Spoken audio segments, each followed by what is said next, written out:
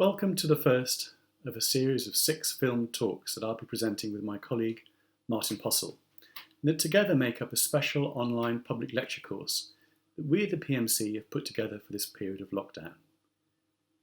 We've given the course the title Georgian Provocations, and in each of our 30-minute talks, Martin and I will be focusing on a distinctive and provocative work of 18th century British art. Looking at these works in detail will, we hope, provide an accessible and stimulating introduction to at least some aspects of the visual arts in Georgian Britain. In this film, I'll be looking at William Hogarth's quartet of paintings and prints, The Four Times of Day. Here are the 4 paintings which the artist executed in 1736-37, and which he loosely based on an old Times of Day pictorial tradition, associated in particular with 16th century Netherlandish engraving. Hogarth's paintings are titled successively Morning, Noon, Evening, and Night. And here are the prints after these paintings at Hogarth, with some assistance from the French engraver Bernard Baron, published in 1738.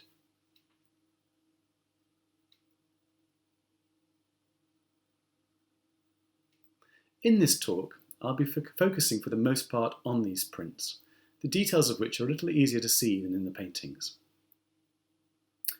As we can now go on to explore, in The Four Times of Day, Hogarth takes us on a satirical tour of London that turns the city itself into a kind of living, three-dimensional form of collage, to be negotiated with the same kind of critical and observant eye that we were invited to bring to the appreciation of his own crowded and complex images. Our tour begins in Covent Garden, in London's West End, early on a chilly winter's day. Covent Garden, which was designed by the famous architect Inigo Jones, had been built as an elegant and aristocratic residential quarter in the 17th century. By the 1730s, however, it had become the site of the city's largest vegetable market, and was known for its lively and sometimes riotous nightlife. Hogarth's multi-layered image brings these different aspects of the garden's history and character into dialogue with each other. On the right of his engraving, we find Jones's St. Paul's Church, together with a number of the other buildings and structures that survive from the square's original design. In the crowd that gathers in the square's centre, in the forlorn group of figures shown huddling around the fire in the foreground, we see the market women who, at the crack of dawn, would travel to Covent Garden to set up their stalls. And to our right, we are given a view into a notorious all-night drinking den, Tom King's Coffee House, within which we can glimpse a violent scene of arrest, and out of which have wandered 2 drunken rakes, who are now shown assaulting 2 of the younger market women gathered in the foreground. At the centre of Hogarth's engraving, meanwhile, we encounter the figure of an older woman, who is shown walking to St. Paul's Church, together with her servant boy, who stumbles along a few steps behind her, carrying his mistress's Bible. On closer inspection, it becomes apparent that this woman is meant to be understood as an elderly spinster who exploits the disguises of clothes and makeup and the rituals of church-going to maintain a flimsy facsimile of youthful beauty and Christian piety. Here, Hogarth recycles the kind of satirical imagery found in old emblem books that were frequently republished in the period. One example, entitled Bella in Vista Dentro Trista, shows an old woman in similarly extravagant dress, walking across a city square, holding a fan in one hand and a youthful mask in the other. An accompanying poetic commentary explains its meanings. Look well, I pray, upon this beldam here, for, in her habit, though she gay appear, you through her youthful vizard may espy, she's of an old edition by her eye. The verses go on.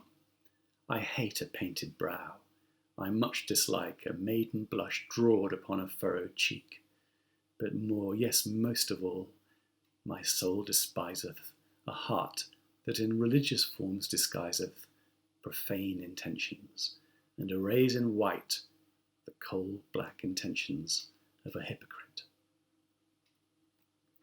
In Morning, Hogarth places his own modernised emblem of such hypocrisy in exchange with the figures who cluster together on the right of the image. Despite her outward show of Christian piety, we can note this old woman ignores the outstretched hand of the black beggar who kneels next to the fire.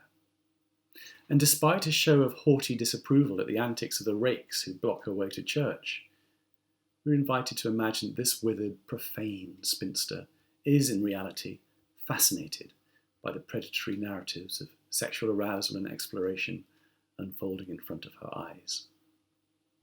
In Mourning, this figure's juxtaposition with rakes and the market women is just one of the many forms of satirical interaction that Hogarth orchestrates across his image. These don't just involve people, they can also involve buildings. One especially striking example of this is the way in which Hogarth pictorially overlays the ramshackle facade of Tom King's Coffee House, a wooden structure that was actually situated on the other side of the square, across the facade of St Paul's Church. A building that stands for an older, classical and more ordered ideal of the city is here shown being buried beneath one that exemplifies something altogether more contemporary, vernacular and transgressive. We can go on to suggest that the kind of satirical relationship Hogarth creates between the coffee house and the church extends more broadly to that he sets up between the upper and lower halves of his picture. Here it is useful to glance at a more celebratory image of Covent Garden from the period by Balthasar Niebuhr, in which the relationship between the square's architecture and the life of the vegetable market below seems relaxed, integrated, and organic. In Mourning's harsher satirical world, things feel very different. Here, the grid-like visual patterns created by the rows of windows that span the square and that are reinforced by the square's serried ranks of columns and pilasters are played off against the twisting shapes and irregular silhouettes created by the clamorous crowds below. The pictorial clash between these two halves of the image, visually interrupted only by the placard held up in the middle of the crowd, which advertises pills to cure venereal disease, once again symbolises the distance between the harmonious and aristocratic environment imagined by Covent Garden's creators and the bitter realities of the riotous, poverty-stricken, and self-delusive urban culture that, like the smoke and steam that swirls throughout the image, rises up from ground level and envelops the buildings above.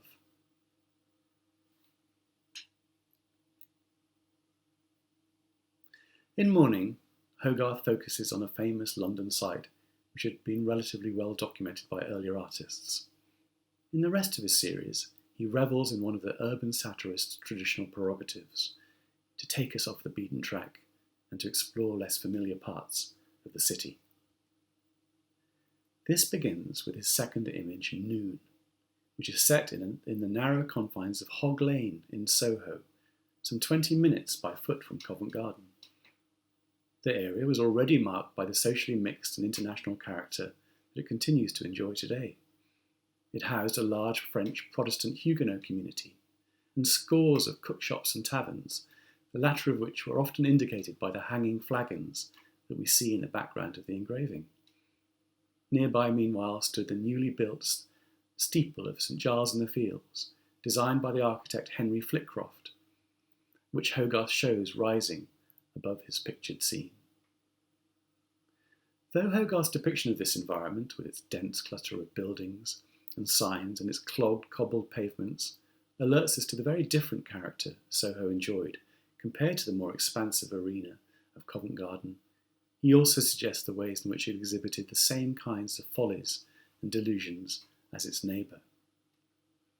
He does this in part by introducing subtle forms of visual repetition between his first two images. You will remember in Mourning how the elderly spinster was shown on her way to church and confronted as she walked by a doorway crowded with figures. The right-hand side of his second engraving pictures another very different place of worship, a Huguenot chapel, and another crowded doorway, this time shown expelling not a pair of drunken and lascivious rakes, but the soberly dressed and sour-faced members of the Huguenot congregation.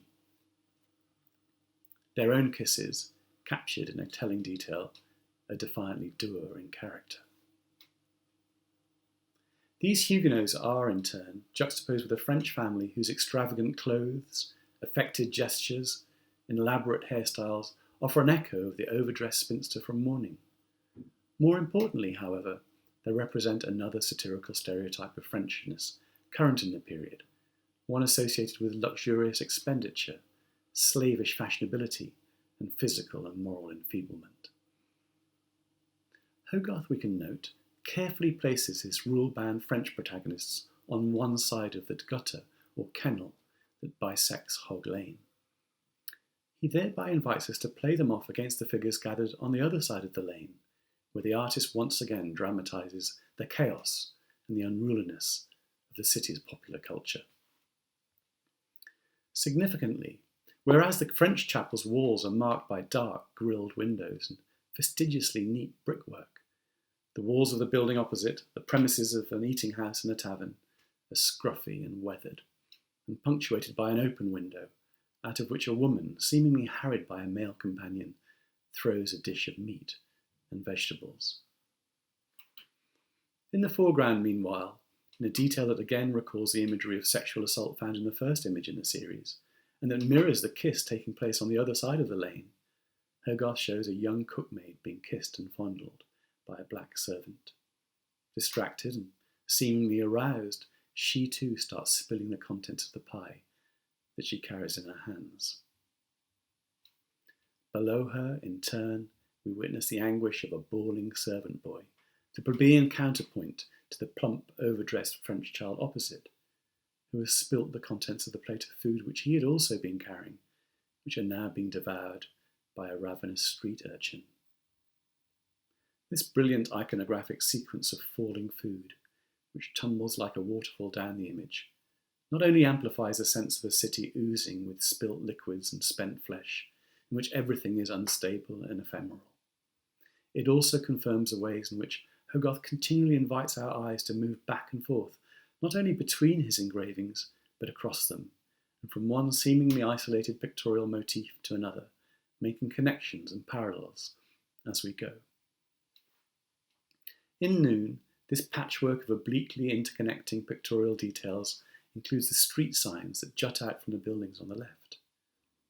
Depicted hanging in front of windows and juxtaposed with the two pictured doorways, they help give the engraving in the street it represents a distinctly collage-like quality. They also act as a kind of visual scroll or commentary running across the centre of the image. In one, for an eating establishment called the Baptist Head, this decapitated head of St. John the Baptist lies on a platter. In the other, for a tavern called the Good Woman, good because silent, a female figure is shown without a head altogether. The fact that, looked at together, they make up a grotesque composite body offers another telling example of the discordant visual combinations and juxtapositions that Hogarth creates across his images.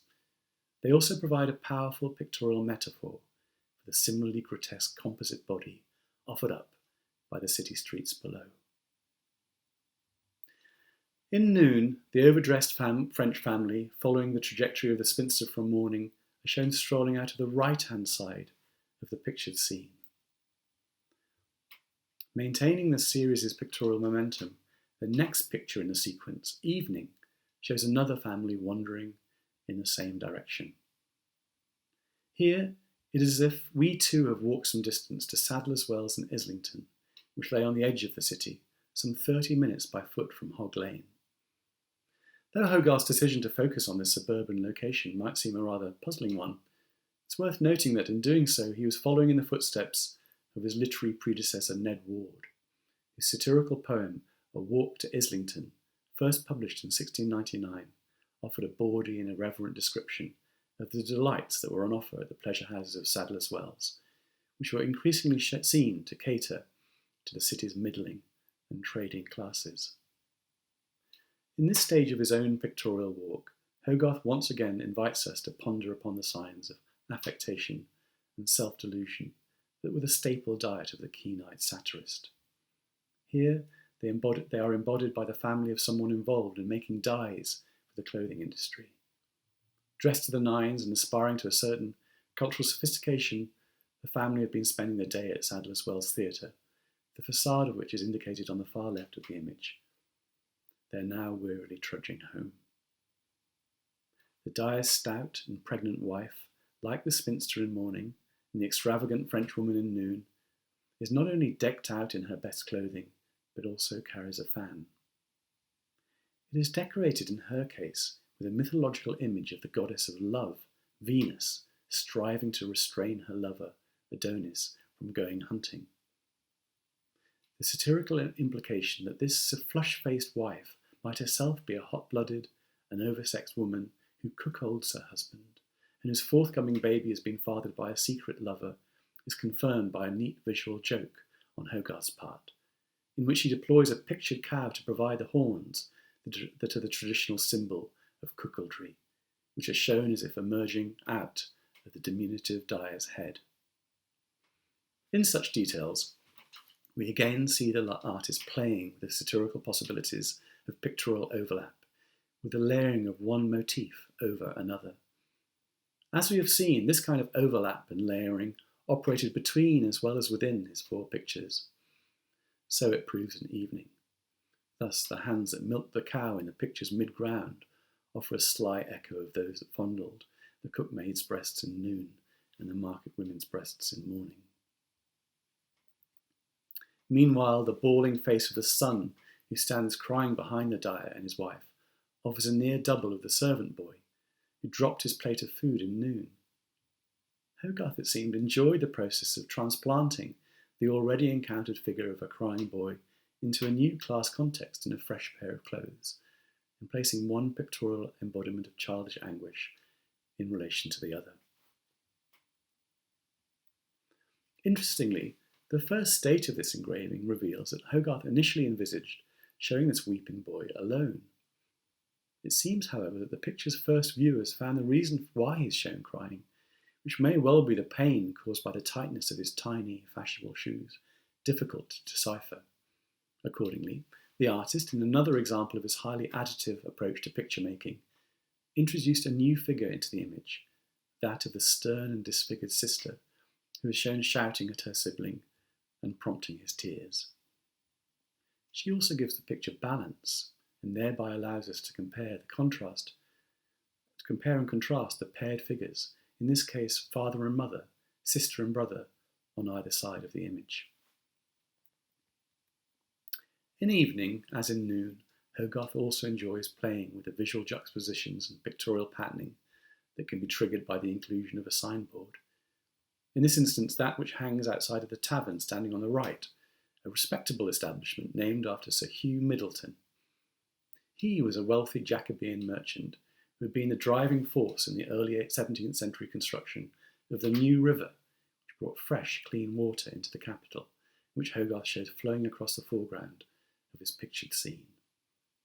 In Evening, Middleton's idealised historical portrait offers an incongruous contrast to the satirical portraits gathered directly beneath. At the same time, the rectangular signboard with its single pictorial occupant offers a gentle visual counterpart to the nearby window, which similarly frames a group of smokers. It rhymes too with a sign that we can see in the distance, hanging from a neighbouring establishment.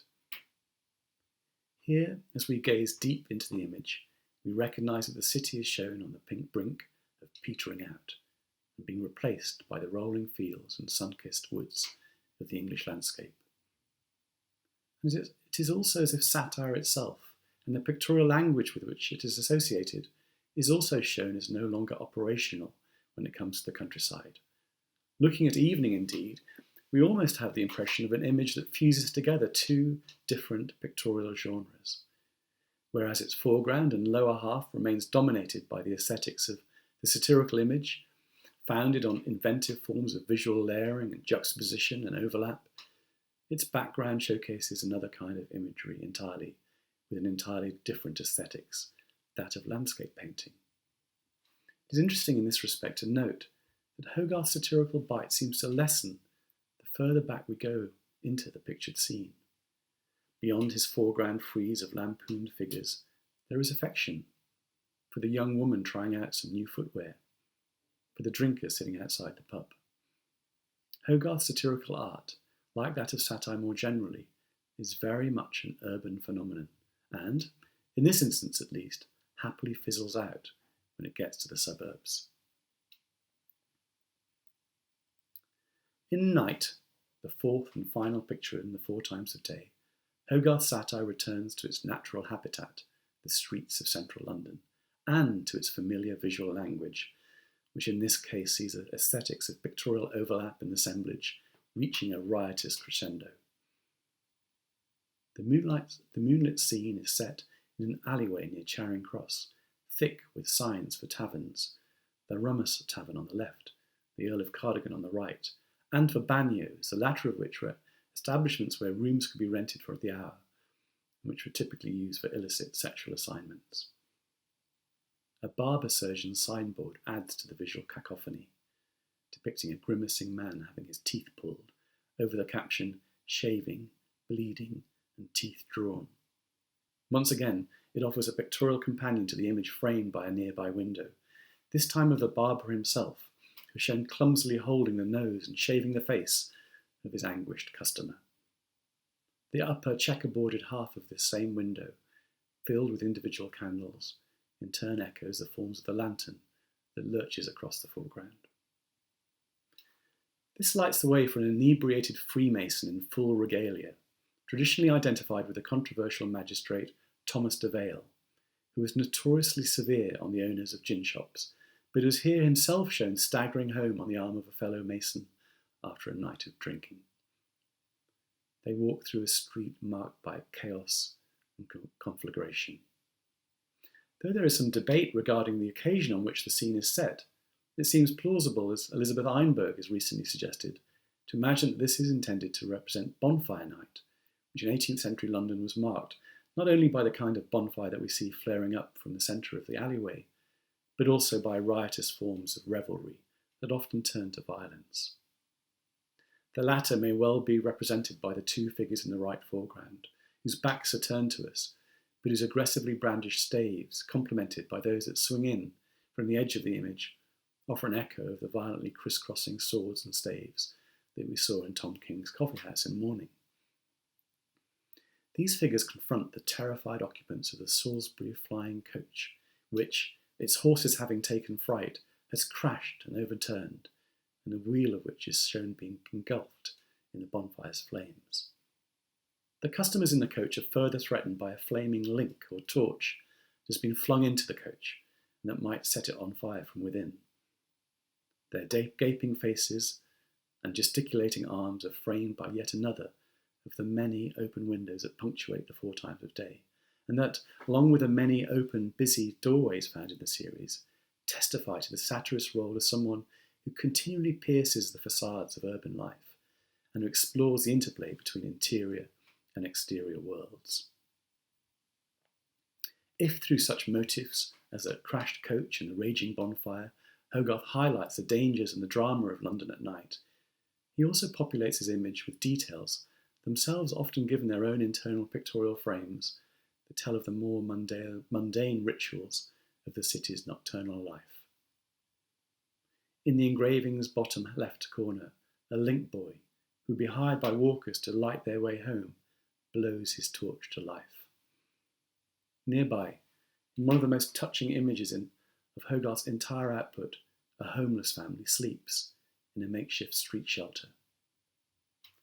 Above the barber's shop, meanwhile, someone empties a chamber pot, the contents of which, in another comic drama of falling liquids, bounce off an awning onto the head and shoulders of the drunken Freemason.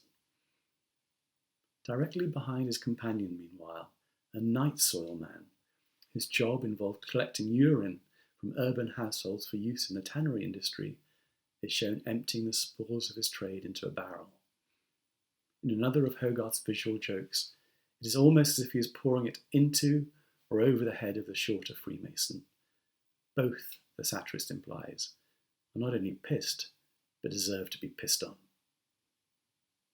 Finally, in the distance, and looming darkly over the passing cart loaded with broken furniture, we see the silhouette of Hubert Lesueur's equestrian statue of Charles I, which had been erected in Charing Cross on the restoration of the monarchy in 1660.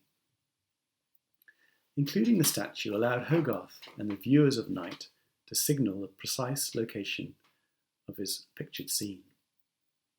But we can also interpret it as the last of a succession of such symbols introduced by Hogarth into the backgrounds of his images, which collectively signalled different types of royal, ecclesiastical, and metropolitan authority, and sharpened the edge of his satire.